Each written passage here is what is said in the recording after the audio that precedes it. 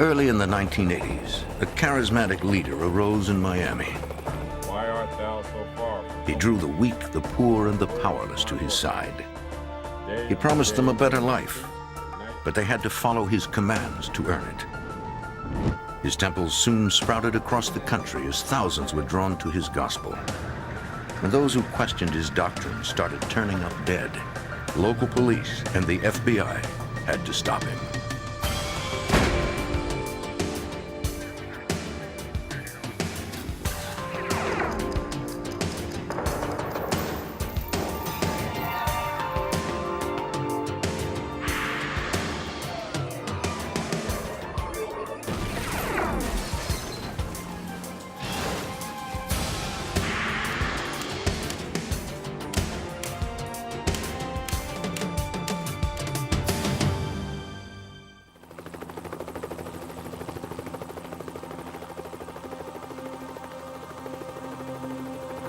Friday, November 13th, 1981, Miami, Florida.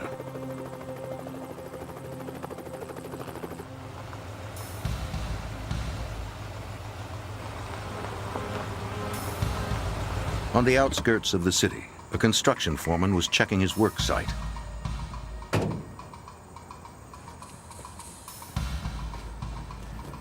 On a dirt road, he came upon something wrapped in blankets. It was a body. He called police.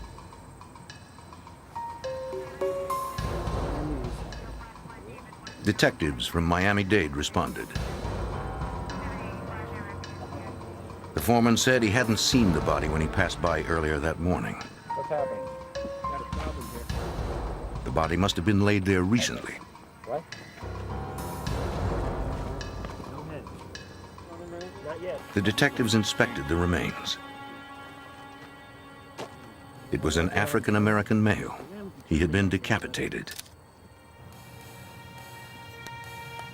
Detectives found only a set of keys on the victim. There was no wallet or identification. No? You just... 4 feet away, detectives found the victim's head wrapped in sheets. How far do you think it's worth? His fingerprints were taken in the hopes that they might help identify the man. Decapitations are rare, usually performed to hide a murder victim's identity. According to Detective John King, that wasn't the motive here. There was no attempt to hide or prevent identification because they left the head actually on the scene. Usually if you're going to try to prevent an identification from being made, you would take other body parts such as the hands or the head also. It seems like it was more ritualistic than anything else, how he was killed.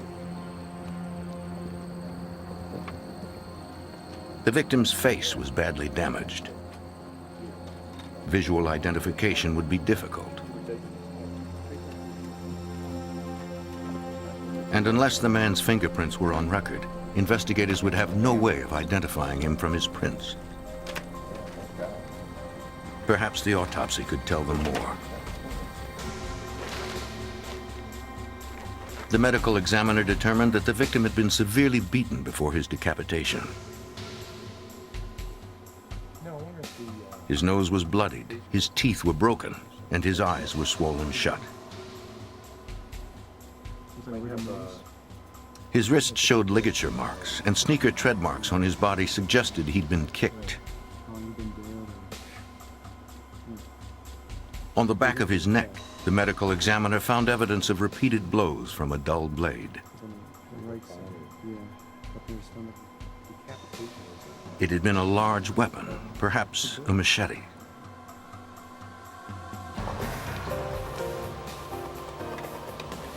Comparing the victim's fingerprints wouldn't be easy. In 1981, the database wasn't computerized. Features of the print had to be compared manually against thousands in arrest files. Eventually, one investigator hit the mark. The victim's name was Aston Green, age 25. All right. He had been arrested a month earlier for a misdemeanor driving charge in Fort Lauderdale. Yeah, we got a match. They found no history of violent crime. 510. Detectives went to Aston Green's last known address, his mother's house. With this crime, okay? My son? Yes, ma'am. Can you maybe help us out by telling us? After informing Mrs. Green of her son's death, detectives asked her about Aston. Right now, because it's an ongoing investigation. She said her son had recently turned to religion. We need to ask you a couple questions. He seemed very serious about it. What we want to try to She'd last seen him 2 weeks earlier. She'd prepared a vegetarian meal for him in accordance with his new religious beliefs. So tell me what's going on with you? What are you doing? They talked about his conversion. He explained he was a Hebrew Israelite, a Yahweh. She told investigators that his son was committed to his Yahweh beliefs. That's when we first heard the word Yahweh. I had no idea what the Yahweh was all about. I never heard the name before, knew nothing about them. I don't know, but Aston Green's mother didn't know his new address, though she did have a phone number. this is the number that he gave me the last time I saw him. She said he had a housemate but didn't know his name. information that you can have that might help. From the phone number, detectives determined Green's new address, about 12 miles from downtown Miami. Due to the violent nature of the murder, they called for backup before approaching the house. No one answered. Dade County Police, open up! Perhaps Green's housemate had been harmed too. Detectives decided to enter the house. The key they found in Green's pocket fit the lock. Dade County Police! We entered the house thinking that hopefully we wouldn't find any other bodies, but we went in to check it out. We found a number of items of a religious nature, textbooks, workbooks, a lot of literature. It turned out that it was from the Hebrew Israelite religion. There was no sign of the housemate.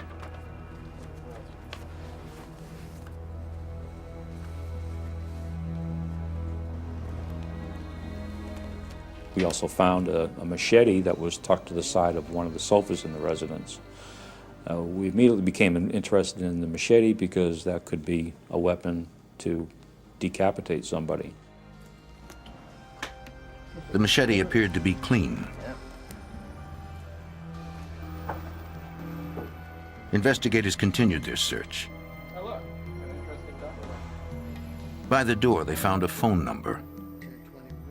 They traced it to a house 2 miles away. 3012.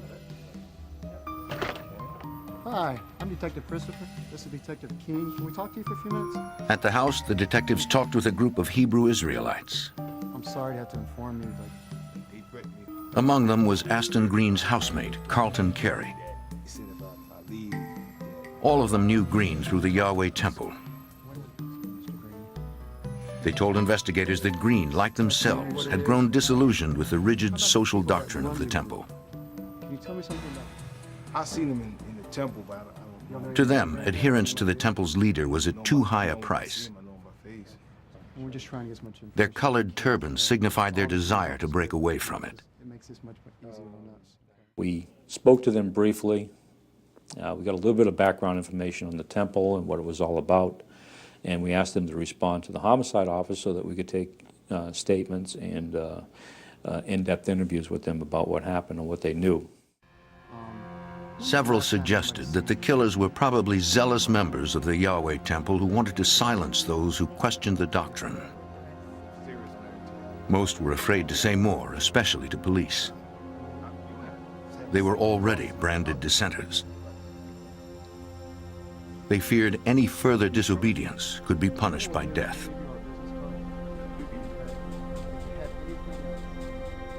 Well, all the people that we spoke to perceived a great deal of danger because of threats that had been made to them, both on the phone and by word of mouth from other members that were still in the organization. They were concerned for their safety, and the death of Aston Green certainly confirmed this. The next day, Green's housemates came to the police station to talk.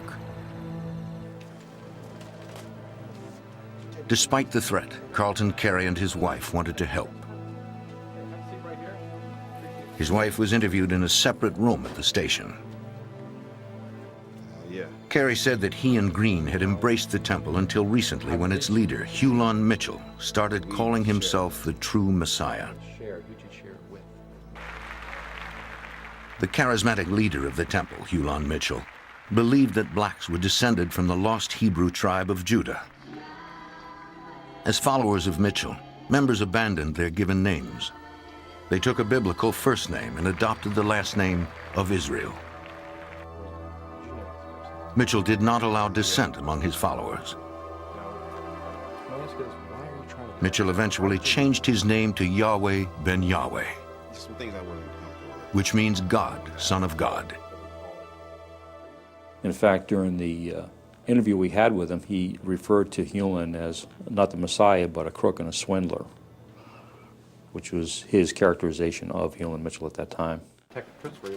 Carey still had reservations about talking to police. Detectives offered to escort him home. Gentlemen, a ride home? That's okay. I can wait home. Fine. All right. He declined, opting to leave with his wife alone. When they left the homicide office that night, they didn't want to be escorted because any police being with them would be further attraction to anybody that saw them, and they were concerned about being seen with anybody. They didn't want us to escort them home.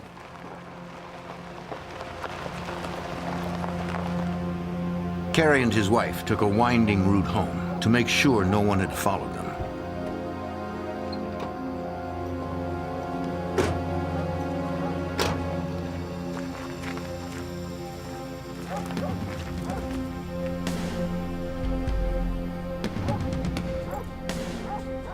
They never suspected someone to be waiting inside.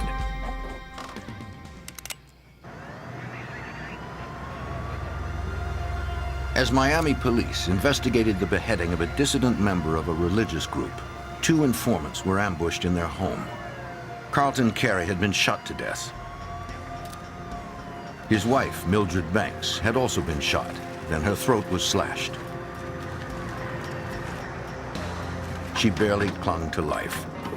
Like the beheading victim, the 2 were dissident members of the Hebrew Israelites. At the scene, police found a bloodied machete. Detective John King believed a similar weapon had been used in the earlier beheading. The fact that a machete was actually used in an attempt on Mildred's life certainly gave more credence to the belief that the Hebrew Israelites were involved in it. Detectives learned that many members of the Hebrew Israelite movement owned machetes. Police searched the house. Nothing found at the scene indicated who was responsible for the assault. Whoever the killers were, they had cut the phone line and left no physical trace of themselves behind. Detectives' only hope was Mildred Banks. If doctors could save her, perhaps she could name her attackers. Mildred was very seriously injured as a result of the attack on her. She was shot in the chest, the bullet was still in her, and she had a deep gash to the left side of her neck. She was given a very low probability of surviving those injuries. Police waited several days to see if she would survive surgery. Without her description of events, investigators had little hope of solving the case.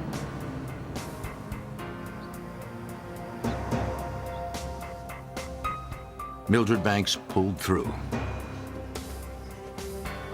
When she was conscious, investigators visited her in the recovery room.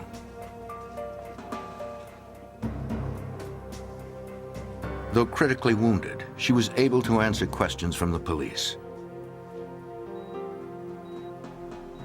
She said that she and her husband had driven by their house several times to be sure no one had followed them. They saw no one, so they went inside.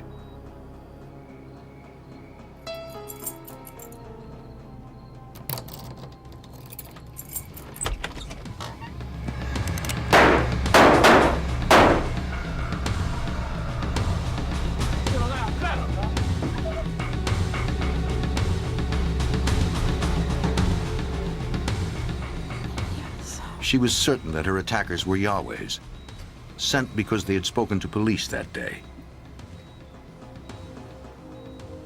She never saw their faces. We were concerned that they may actually make an attempt on her at the hospital, so we posted 2 police officers at all times with her throughout her stay at the hospital. They were there 24 hours a day, 7 days a week, for approximately 1 month. The message of this most recent attack was clear to dissenting members of the Yahweh Temple. Those who spoke out or cooperated with police would suffer reprisals. After the homicide of Carlton Carey, we were not able to locate any of the former members that had split from the temple. They had fled in different directions. They became scared and they just left. Detective King needed to learn more about the Yahweh organization. He and his partner visited its Miami temple. We tried interviewing people, and we really got nowhere. Every time we spoke to somebody, it was praise Yahweh or, see the public information office at the temple. Through a spokesperson, Hulon Mitchell, the Yahweh leader, claimed to know nothing about the murders and offered no help. Suspecting he knew more, investigators began surveillance on the Yahweh enterprise. The surveillance was sort of a constant rolling type surveillance where you drive by, write down some tag numbers, but to actually sit off and watch the place, it was impossible because at all times there were guards standing outside the temple watching the front door. Detectives did learn that the Yahweh organization was extensive. In Florida and in 13 other states, the Yahwehs owned real estate, buses, and vehicles that the leader claimed totaled nearly $50 million. Some said membership topped 12,000 in Florida alone. Most of these people are hard-working professionals that really didn't believe in a lot of what Hulon Mitchell was teaching. Certainly they were not racist to the level that he was, and they were not believing much of what he was telling them about him being the Messiah. They did, however, believe much of what the religion itself taught, surrounding Judaism and the Muslim religion. Since the Yahweh organization spanned several states, the FBI began investigating. Supervisory Special Agent Herbert Cousins was assigned as case agent. He believed the organization demonstrated elements of domestic terrorism. Domestic terrorism investigations are conducted in a group of individuals who engage in criminal activities to further their social or political goal. Local and federal investigators looked deeper into the organization. Why art thou so far from helping me? Hulon Mitchell invited the homeless, the destitute, and the ex-con to join his Hebrew Israelites. Thine anger. The Lord shall swallow them up. The request of his People with lips no job or family found a place to belong, receiving food, shelter, and employment. for the Son, which This is the kindness bridegroom didn't coming reflect out Mitchell's from the underlying mission. from the earth. And their seed, He taught that blacks, as the true Jewish people, had a crucial role. they intended evil against thee. He told his followers that their duty was to bring about heaven on earth by destroying the white oppressors. Knowledge. To his most avid followers, Yahweh ben Yahweh was the Messiah, and everything they had belonged to him, Mine has gone out, including their labor. and their words to the end of the world. To raise revenue, the Yahwehs manufactured and packaged their own hair care products, tonics, beverages, t-shirts, wine, and more. The merchandise was shipped to his network of temples all over the country.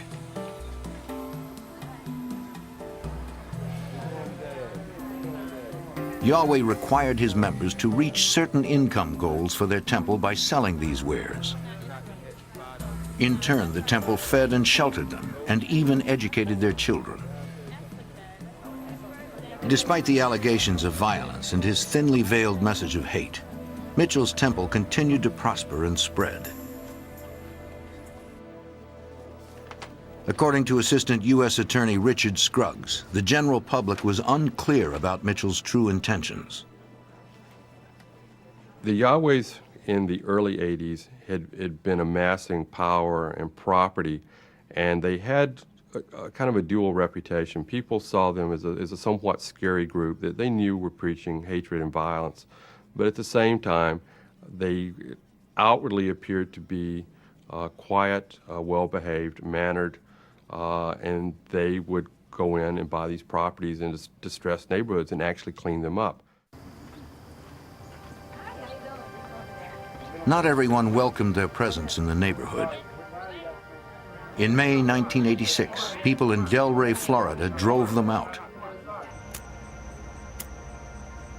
At around 2 a.m. the same night, the neighborhood was firebombed. The fire destroyed the entire block and injured 1 adult and 3 children, including a 9-month-old infant. Police suspected Yahweh members were responsible.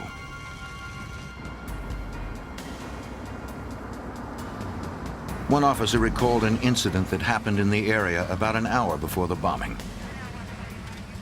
While cruising the neighborhood, he spotted some men dressed in black standing near a van. The area reeked of gasoline. The men seemed suspicious, but they weren't doing anything illegal. They claimed they were having engine trouble. He took down the license plate number and left.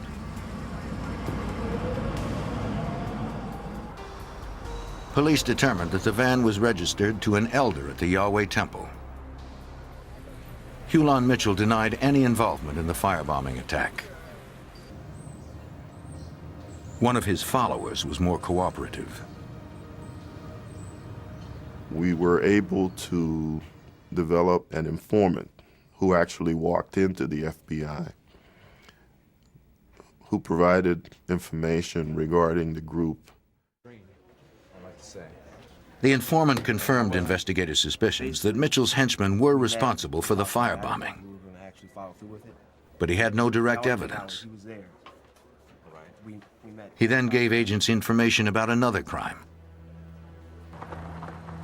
He confessed that he had participated in the slaying of Aston Green, the man found beheaded on a dirt road. He said that the dead man had been considered a threat since he openly questioned Hulon Mitchell's authority. Green was abducted from the temple and severely beaten. All right, head back to the van. Get back to the truck. The informant drove him there, and another member carried out Mitchell's order to behead him.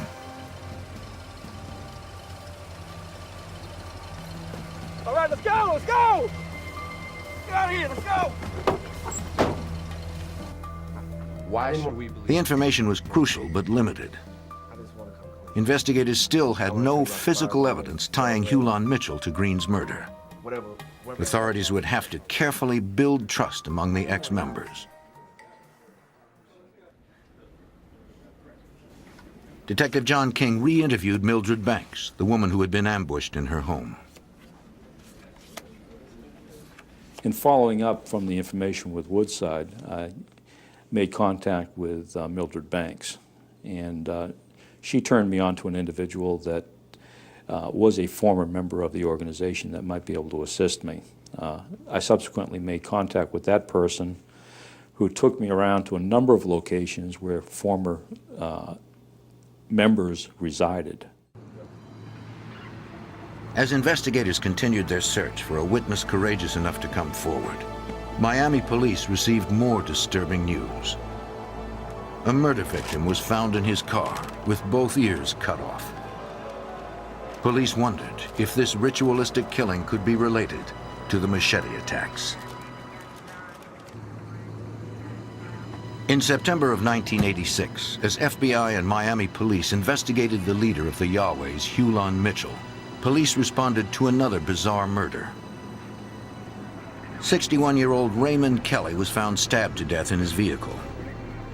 Both ears had been severed. One was recovered at the scene. Police believed the killer took the other. Metro-Dade Homicide Lieutenant Rex Remley's squad worked the case.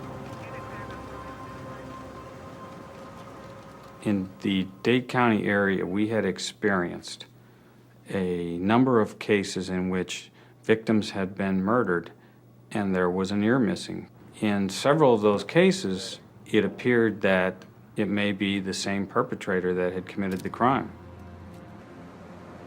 To investigators, it looked as if Kelly had been drinking just prior to his death. Detectives collected several sets of prints from the vehicle. But what investigators found missing from the car held greater importance. According to the victim's wife, he always kept a .38 revolver in his glove compartment. Now it was gone.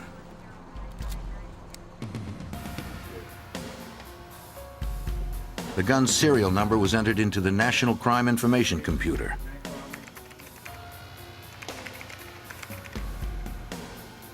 If the gun turned up anywhere in the country, Miami-Dade police would be notified. Weeks later, police in Opelika, a suburb of Miami, responded to emergency calls from residents of an apartment complex. It was an apartment complex that had recently been taken under siege, for lack of a better term, by the Yahwehs.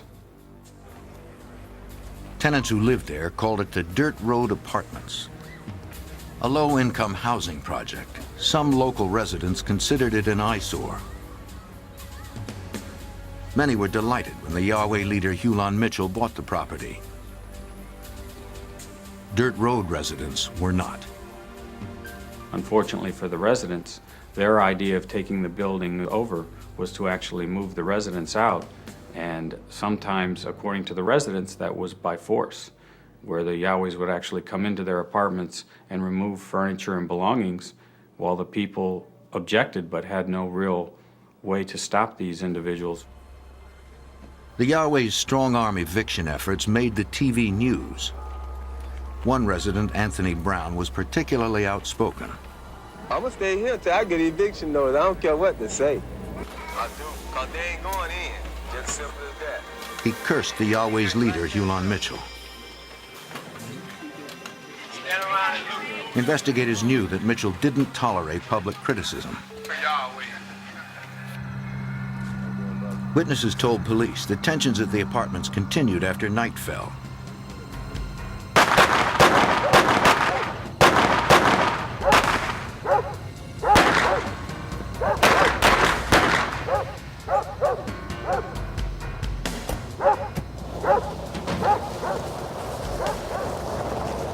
That evening, violence erupted and 2 men were killed.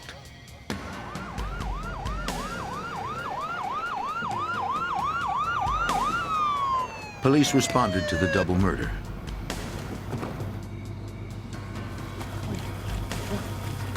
They chased one of 2 suspects in the shooting.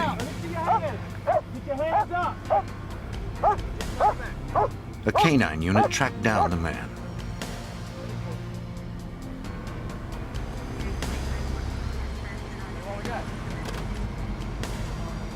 The suspect carried nothing in his pockets except 2 bullets. We got the bullets out of his left pocket. Nearby, police recovered a .38 caliber revolver. It was not the murder weapon. Police cross-checked its serial number in the crime computer but found no match. Your room right here. Just keep an eye on you for this. The suspect was arrested and taken to the Opelika police station. Metro-Dade Lieutenant Rex Remley interviewed him there. I was just trying to get his basic information, was that he had told me that he was Nehariah Israel, and when I asked him about his age, he told me that he was over 400 years old. So that's the type of individual that I was dealing with. The name he gave was a Yahweh name, and police found Yahweh clothing in the car he had used to flee. Police suspected that he had been sent to silence those who had spoken out against the Yahwehs. A fingerprint match revealed that the suspect's real name was Robert Rozier. He had spent time in prison for burglary and car theft. Lieutenant Remley also learned that he was a former football player in the National Football League. He then began to have problems after he had left his football career. He had a history that went from crimes in Maryland to crimes in San Francisco area to crimes in Dade County. So he had an extensive past. Rozier's arrest marked the first time an active member of Hulan Mitchell's group was caught at a crime scene. Though they could only charge Rozier with loitering and prowling, authorities suspected he was guilty of much more.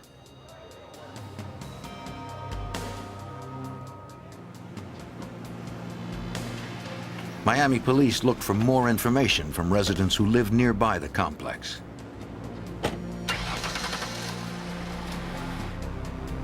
Most residents were reluctant, but several came forward. We were able to determine that Mr. Rozier had in fact been involved in chasing Mr. Brown across the field. He was present, it was our feeling, when the shots were fired where Mr. Brown was killed, and that he had also attempted to flee from the scene. He was charged that morning with the murder of Mr. Brown. Lieutenant Remley still wondered about the handgun found at the time of Rozier's arrest. It was a .38 revolver, the same type missing from the car of murder victim Raymond Kelly. Though a computer check failed to match the guns, Lieutenant Remley pulled Raymond Kelly's file just to be sure. There had to be more of a story to this gun. And I finally found the documents that had been provided by the family that showed the serial number of this gun. When I checked it, I was amazed to see that it was the exact same gun that we had impounded at Opelika that night. Unfortunately, when the gun had been entered into the computer, one of the digits had been displaced in some way, and therefore when we ran the gun found at the scene of the murder in Opelika, it did not show as being Raymond Kelly's stolen weapon. Robert Rozier was now connected to the murder of Raymond Kelly. Prints lifted from Kelly's vehicle matched Rozier's. His fingerprint was found at another slashed-ear murder as well.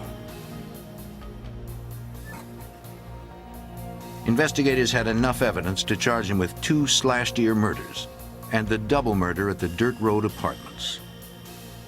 Rozier found himself facing 4 first-degree murder charges, and very likely, the death penalty.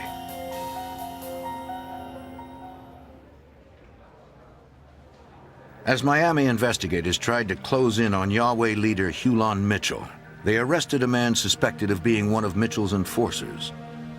Robert Rozier sat behind bars facing 4 capital murder charges. Investigators hoped Rozier would turn on the leader.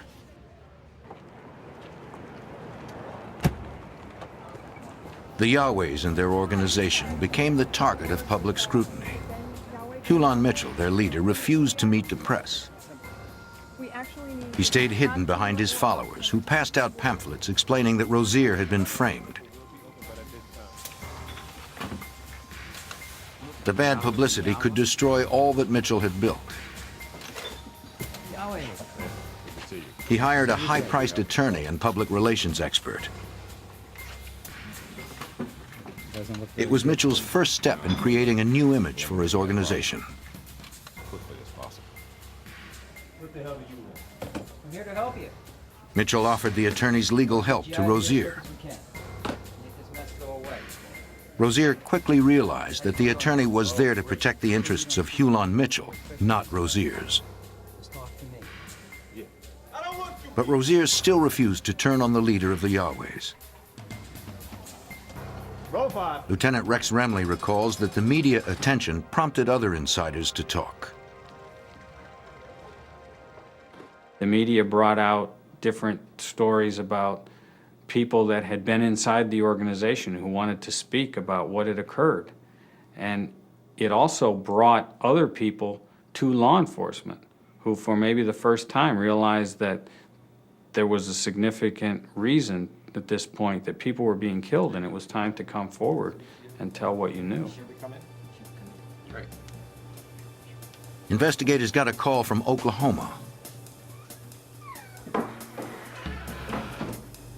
One of Hulan Mitchell's relatives wanted to talk.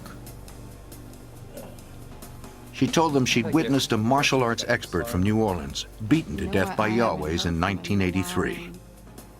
She said Mitchell had ordered the beating. The young man's name was Leonard Dupree.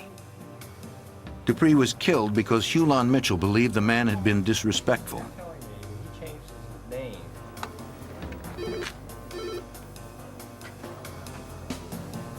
Detectives tracked down Dupree's mother in New Orleans. Hello, my name's Rex Remley. She confirmed that Leonard was a martial arts expert and had left home in 1983 to join the Yahwehs. But without a body or other evidence, investigators couldn't arrest Mitchell. While investigators were learning about Hulan Mitchell's dark secrets, he was opening his temple to the public. Water coolers down the hall. Okay. To improve its image, Mitchell encouraged the most avid followers to take work in the community at large. But one avid member was beginning to change his mind about the leader he had followed so closely. For weeks, Robert Rozier sat behind bars, watching Hulan Mitchell distance himself further and further from the murder suspect. Then, in June of 1987, Mitchell formally excommunicated Robert Rozier on live TV. With the symbolic stroke of a marker, Mitchell had separated himself from Rozier permanently. Rozier had no one left to protect but himself. He decided to begin working with the FBI. It was the break agents were hoping for. Just after his transfer to federal prison, Rozier told investigators that he knew of at least 20 murders across the country that had been ordered by the Yahweh leader Hulan Mitchell. To agents, it was clear that Mitchell hid behind organized religion as a front for organized crime. Why? Rozier also explained why he and another man killed Anthony Brown and Rudy Broussard at the apartments in Opelika. For Special Agent Herbert Cousins, it confirmed what he already suspected. Brown and Broussard were executed. That's pretty much what happened. They resisted being evicted from their homes, and they spoke out on TV against the Yahwehs. And we were told that was the reason why they were murdered. Rozier also confessed to the murder of Raymond Kelly and another man whose ears had been cut off.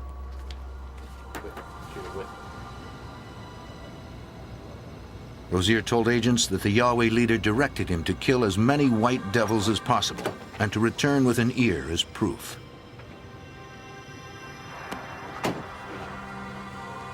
With Rozier, the FBI had a witness who could connect Hulan Mitchell to deadly violence. But because he was a killer himself, Rozier wasn't an ideal prosecution witness. U.S. Attorney Richard Scruggs needed to find others willing to corroborate Rozier's stories. We just started traveling all over the country, tracking down these individuals, trying to convince them to testify and to cooperate. One of the questions that we would get early on from the witnesses or from the prospective witnesses was, will I be at risk if I testify? Will something happen to me? Am I likely to get killed? It's the only time in my 22 years of experience that I have told people, because I felt like I had to tell them, is that yes, there is a chance that you will suffer retribution.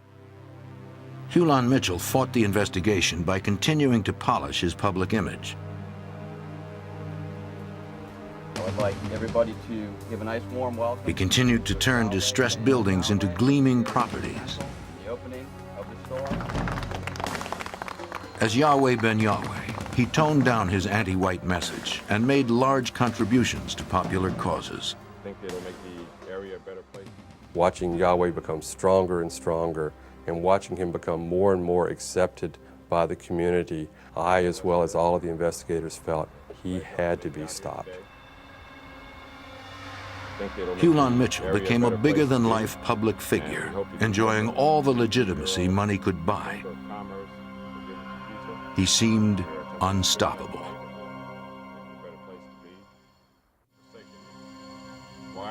After almost a decade of investigation, the FBI still lacked enough evidence to arrest self-proclaimed Messiah, Hulan Mitchell. Intimidation and murder had silenced most who dared to speak out against him.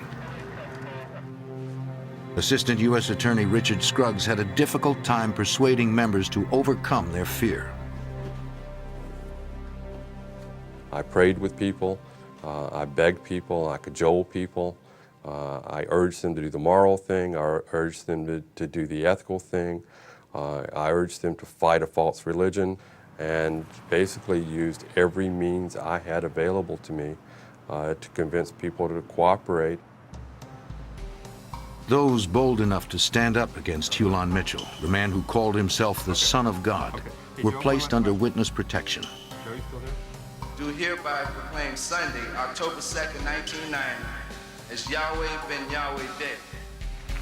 As Mitchell continued to thwart the investigation privately, publicly, his legitimacy grew as Yahweh Ben Yahweh. He's having photo op sessions with the mayor.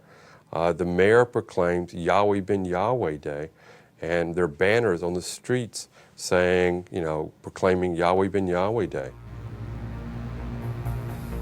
In October 1990, despite his public successes, the FBI filed sealed arrest warrants for him and a dozen of his followers. They were kept secret to allow the FBI a month to plan the arrest. Agents dubbed the plan Operation Jericho. Special Agent Herbert Cousins knew it would be dangerous to take Yahweh Ben Yahweh in Miami, since he was at the height of his popularity there. The main issue for law enforcement was safety. The safety of the individuals, the law enforcement members involved in the arrest, and also the safety of innocent individuals and the safety of Yahweh members, including Yahweh Ben Yahweh. Fortunately, Mitchell and others named in the indictment were scheduled to embark on a multi-city tour. Yahweh Ben Yahweh's first stop would be in New Orleans. The main arrest team would seize him at his hotel. Once he was in custody, teams in 6 other cities would capture his henchmen across the South. There were a number of arrest teams in different cities, several cities: Atlanta, North Carolina, New Orleans, Miami.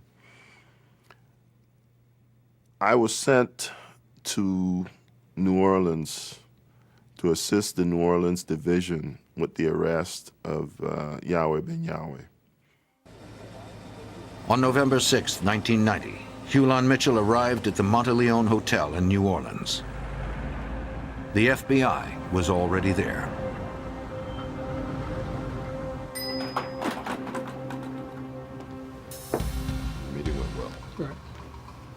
To track Mitchell's movements, undercover agents were posted on every floor. Coming up now.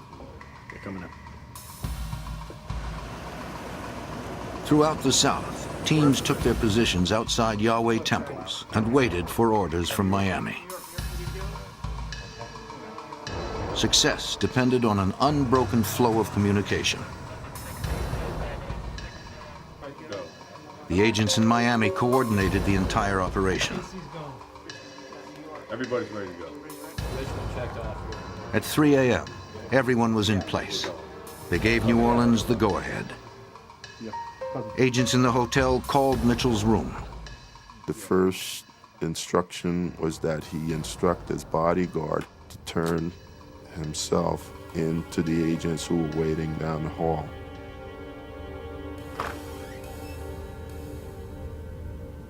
Here comes the bodyguard. The second instruction was that he come out with his hands up and that he walk slowly down the hall. Let's go. Agents didn't know if Mitchell or his bodyguards were carrying weapons. Let me see your hand. Finally, their main suspect emerged. Hands on your head. Hands on your knees. Got it? They sent word to Miami. You're under arrest. Mitchell was captured. Commit murder. Go. Gotta go. The other teams swarmed in, arresting the criminal members of Mitchell's temple. Get down! Down! Get out of here! Next passenger! Open the side door! Step to the rear of the van! In a matter of minutes, scores of agents mobilized to capture a dozen suspects across hundreds of miles. Make a form of line. Stand beside each other. No one was hurt. We accomplished our goal. We arrested as many individuals as we could identify during the operation, and that's why I believe it was very successful. Hulan Mitchell was charged with extortion, conspiracy, and murder in aid of racketeering. The right to remain silent.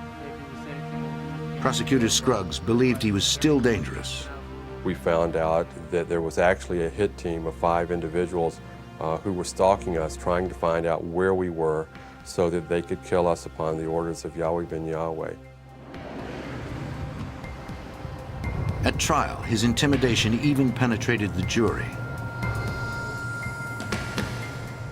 We knew there were serious problems. We knew people were scared. Several jurors actually got dismissed prior to deliberations because they were scared to go back and deliberate. Perhaps it was fear that caused what prosecutors considered only a partial victory.